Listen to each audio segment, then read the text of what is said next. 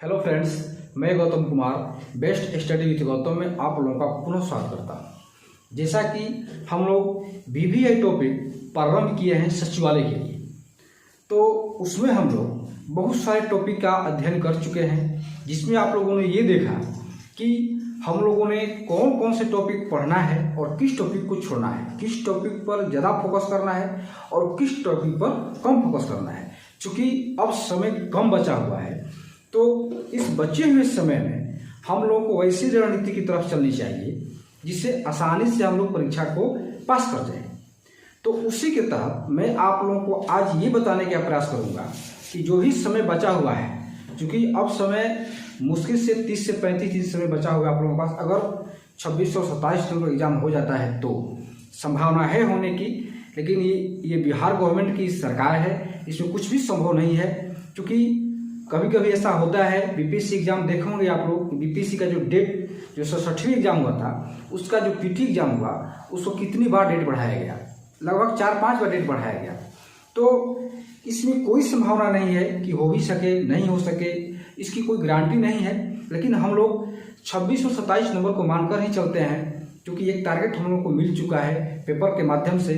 कोई नोटिफिकेशन नहीं आया है, लेकिन पेपर के माध्यम से हम लोग की जानकारी प्राप्त हो चुका है। आप लोग भी देखे होंगे कि 26 और 27 नंबर का एग्जाम प्रस्तावित है, तो उसी के अनुसार हम लोग को चलना है। आगे की तरफ नहीं सोचना है कि दिसंबर में होगा कि जनवरी में होगा। हम लोग उसी नवंबर के एग्जाम को लेकर के तैयारी हम लोग प्रारंभ किए हैं। तो अब उसी को ध्यान में रखते हुए, समय चूंकि कम है, तो इस कम समय में हम लोग ऐसे टॉपिक वैसे पॉइंट पर फोकस करें जिससे कम पढ़ करके हम लोग ज़्यादा नंबर ला सकें। ये बात आप लोग ध्यान रखिए कि कम पढ़ें, क्योंकि समय कम है तो कम पढ़ेंगे ही। समय कम है तो उस कम समय में ज़्यादा से ज़्यादा नंबर कैसे लाएं, तो उसी के तहत मैं आप लोगों को ऐसी एक उपाय बताऊंगा, ऐसी रणनीति पर हम लोग चर्चा करेंगे, ऐसी एक स्ट्रेटजी आप लोग सामने में प्रस्तुत करूंगा, जिसे आप लोग पढ़ करके, देख करके, समझ करके आप लोग को लगेगा कि नहीं, अब इतने समय में भी हम लोग पास कर सकते हैं सचिवालय। ऐसा नहीं है कि जो लड़के नहीं पढ़े हैं, अभी तक उनकी तैयारी कम हुई है तो वो पास नहीं कर सकते। नहीं, वो पास कर सकते हैं, बशर्ते कि आज से ही मैं जो बता रहा हूँ उसी की तहत अगर फॉलो करेंगे तो आराम से क्वालिफाई कर सकते हैं। तो चलिए चलते हैं, कैसे हम लोग इस बचे समय में, इस जो समय बचा हुआ है उसका हम कैसे सदुपयोग करें। तो चलिए चलते हैं। तो जो भी टॉपिक मैं यहाँ पर लिखा हूँ, 7 टॉपिक है, इसको आप लोग ध्यानपूर्वक देखिएगा। 7 टॉपिक है, इसको आप लोग ध्यानपूर्वक देखिए। पहला टॉपिक है समान अध्ययन या समान ज्ञान का टॉपिक, जो आप लोग लूसेंट और क्राउन से पढ़ते हैं, इसको आप लोग पढ़ते रहिए। लूसेंट जिनके पास है वो लूसेंट से पढ़ें, जिनके पास क्राउन है वो क्राउन से पढ़ें, जिनके पास दोनों है तो दोनों में से कोई एक पढ़ें। दोनों को लेकर न चलें, कन्फ्यूजन हो जाएगा, समय नहीं है। इसलिए जिनके पास दोनों है, तो अगर दोनों में से किसी एक को पकड़ कर चले जिसमें वो पढ़ने में सहूलियत महसूस करें, तो दोनों में से कोई एक, लूसेंट या क्राउन। लेकिन इसमें ज़्यादा प्रीफर मैं करूँगा क्राउन को। उसके बाद चले चलते हैं समान विज्ञान। समान विज्ञान लूसेंट का ही है, समान विज्ञान जो स्पेशल आता है, अलग करके लूसेंट से आता है समान विज्ञान स्पेशल, उसको आप लोग देखिए।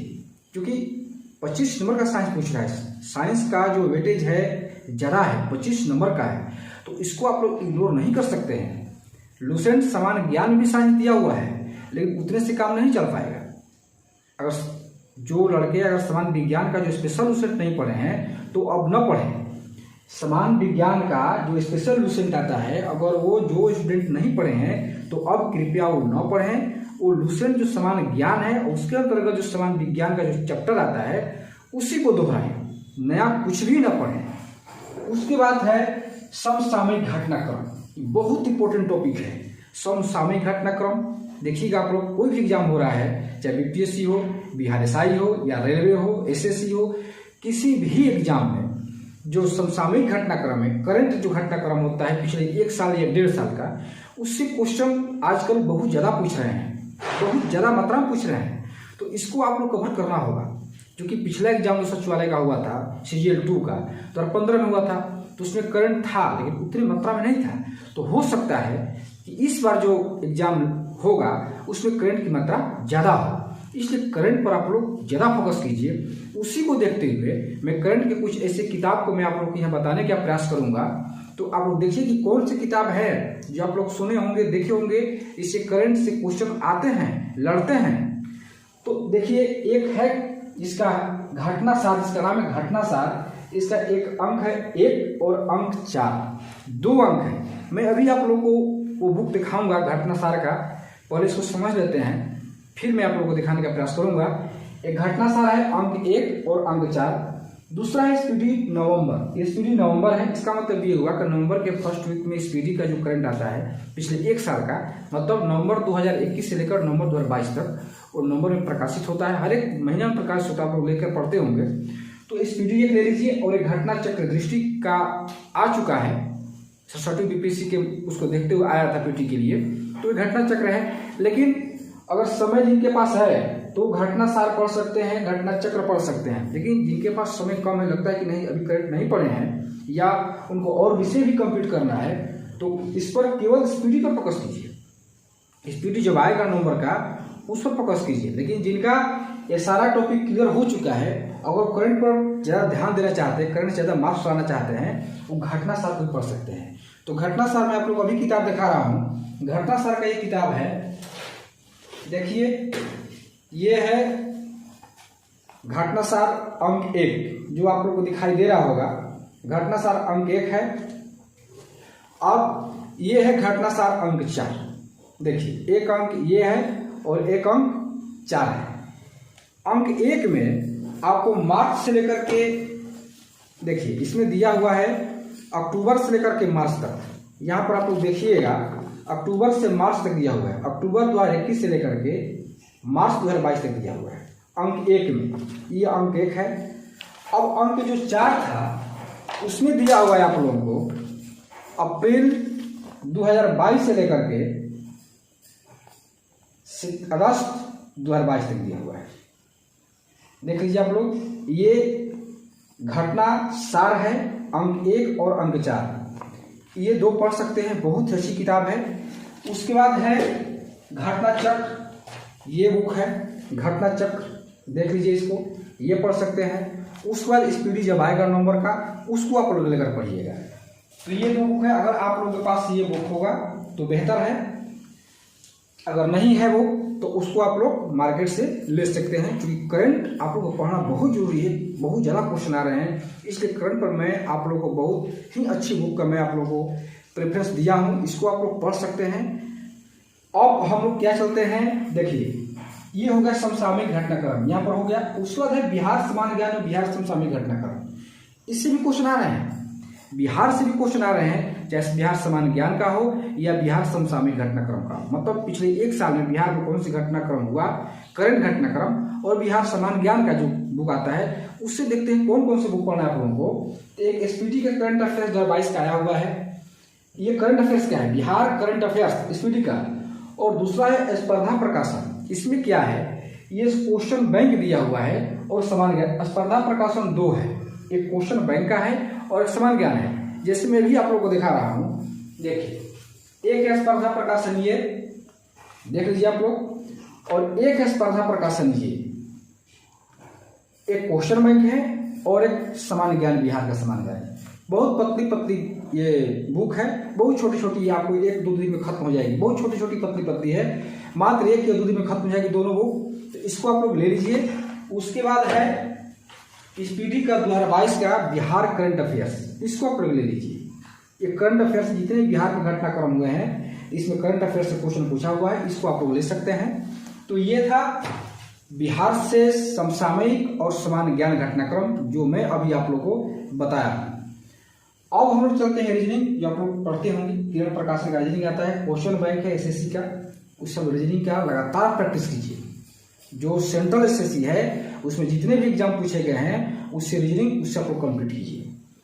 उस बाद मैथ, जो आर सवाल आप लोग जानते होंगे, मैथमेटिक्स हर एक लड़के के पास ही होगा मैथ का सवाल का। उसमें ज़्यादा नहीं 25 नंबर का मैथ आ रहा है, तो केवल अंक गणित पर फोकस कीजिए, ज्यामिति पर या एडवांस मैथमेटिक्स पर ज़्यादा फोकस मत कीजिए, केवल अंक गणित पर बनाइए, अंक गणित को बनाइए, उससे ही क्वेश्चन आ रहे हैं। बहुत साधारण क्वेश्चन आ रहे हैं।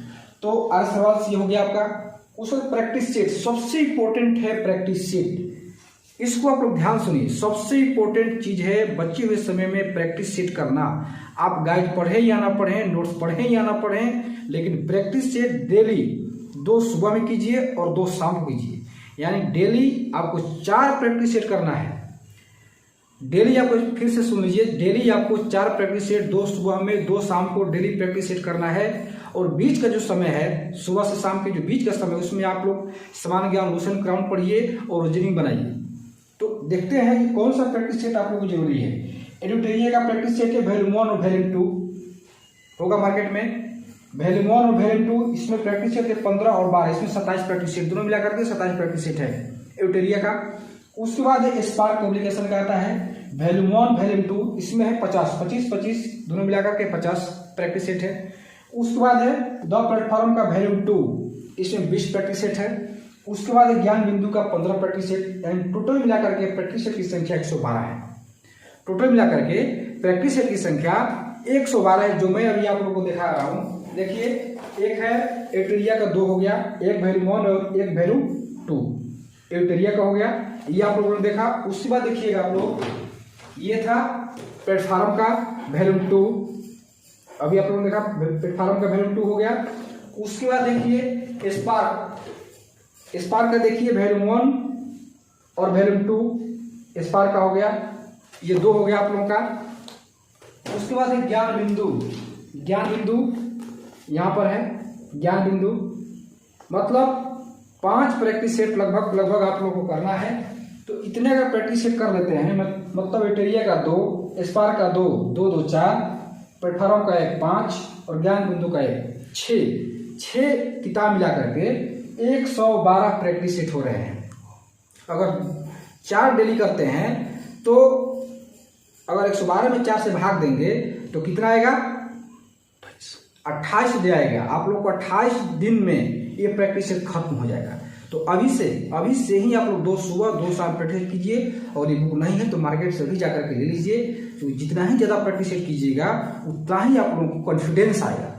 तो ये था आज का स्ट्रेटजी, जो आप लोगों को समझ में आ गया होगा। इसी को ध्यान में रखकर आप लोग पढ़ाई जारी रखिए। ज़्यादा अब पढ़ने की जरूरत नहीं है, बस इसी को ध्यान में रखिए। ज़्यादा अब बुक मत संग्रह कीजिए, बस इतने ही बुक से आप लोग को 115, 120, 125, 30 तक आ सकते हैं। कम से कम आप लोग 110 लाना है। 110 ऊपर जितने भी ला सकते हैं, 15, 20, 25, इतना अगर पढ़ लिए तो आपको 125, 30 से कोई नहीं रोक सकता। 125, 30 आराम से आ जाएगा। तो आज का लेक्चर बस इतना ही। उम्मीद है कि आप लोग को ये स्ट्रेटजी जो मैं आप लोग को बताया हूँ, ये आप लोग समझ में आ गया होगा। तो आज क्लास बस इतना ही। कल फिर एक नए टॉपिक के साथ हम लोग मिलते हैं, और ये देखेंगे कि कल कौन सा टॉपिक इम्पोर्टेंट है। मैं उसका एनालिसिस करूंगा कि सचिवालय के लिए कौन सा टॉपिक बहुत ही इम्पोर्टेंट टॉपिक होगा। उसको मैं कल एनालिसिस करके आप लोगों को फिर मैं कल पुनः मैं आऊँगा। तब तक के लिए धन्यवाद।